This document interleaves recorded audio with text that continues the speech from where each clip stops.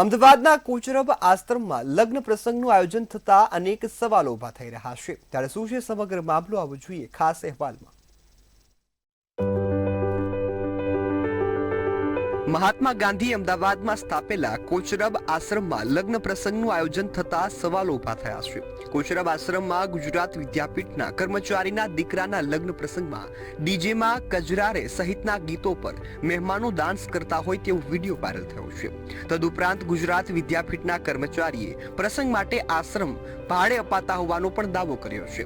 ત્યારે વિવાદને લઈ ગુજરાત વિદ્યાપીઠના કુલપતિ હર્ષદ પટેલે કહ્યું કે કોચરબ આશ્રમમાં ઇવેન્ટ સેન્ટરમાં આ વિધિ થઈ છે। તેમજ તેમણે વધુમાં કહ્યું કે કોમર્શિયલ એક્ટિવિટી માટે આશ્રમ નથી અપાતો, માત્ર સેવકના પારિવારિક પ્રસંગ માટે આશ્રમ અપાય છે। આ કોઈ કોમર્શિયલ એક્ટિવિટી નથી।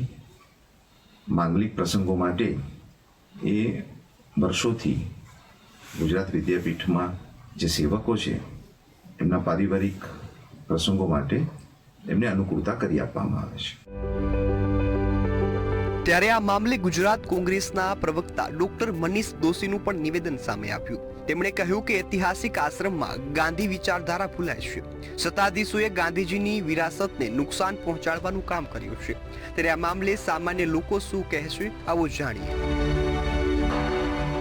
ગાંધીજીએ આપણા દેશને આઝાદ કરાયો હતો અને ત્યાંથી શરૂઆત કરી હતી અને એ જગ્યાએ છે ને આવા લગ્ન પ્રસંગને બીજા કોઈ પણ કોમર્શિયલ ઇવેન્ટ થવી જોઈએ નહીં, કારણ કે આ એક પ્રકારનો વેપાર બનાવી દે છે આ લોકો, બરાબર। એના કરતાં જે હતું એમનું એમ રહેવા દેવું જોઈએ। એ રાષ્ટ્રપિતાના આવા જેટલા સ્થળો છે એ ખરેખર એકદમ પવિત્ર છે અને એ પવિત્ર રહેવા દેવા જોઈએ એવું હું માનું છું। સાથે સાથે અત્યારે જે આ ધર્મને ધંધો બનાવી દીધો છે, વેપાર બનાવી દીધો છે, એ ખરેખર એ દિશામાં આગળ વધવાનું બંધ કરવું જોઈએ ને।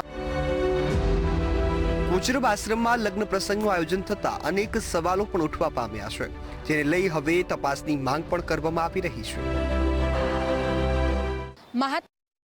સ્થાપેલ કોચરબ આશ્રમની અંદર લગ્ન પ્રસંગનું આયોજન થતાં વિવાદનો મતપોડો છેડાયો છે। આનો એક વિડીયો પણ વાયરલ થયો છે, જેમાં કોચરબ આશ્રમમાં લગ્ન પ્રસંગનું આયોજન કરવામાં આવ્યું છે। અત્યારે હાલ આપણે કોચરબ આશ્રમ ખાતે છે, જેમાં આપ જોઈ શકો છો કે અહીંયા જે એક્ટિવિટી સેન્ટર છે તેની બહાર લગ્ન પ્રસંગનું આયોજન કરવામાં આવ્યું છે અને આયોજન થતાની સાથે અનેક સવાલો જે છે તે કોચરબ આશ્રમ છે તેના ઉપર ઉઠી રહ્યા છે। વાઇસ ચાન્સેલર છે તેમનું નિવેદન સામે આવ્યું છે અને તેમણે જણાવ્યું કે અહીંના જે સેવક હતા અને એમના દીકરાનો એક પ્રસંગ અહીંયા રાખવામાં આવ્યો છે। ત્યારે સવાલ હજુ પણ ત્યાંનો ત્યાં જ છે કે શું કોમર્શિયલ એક્ટિવિટી માટે થઈને આજે આશ્રમ જે છે તે અવેલેબલ છે કે નહીં। કેમેરા પર્સન કૃણાલ સાથે અનિતા પરમાર, મંતવ્ય ન્યૂઝ, અમદાવાદ।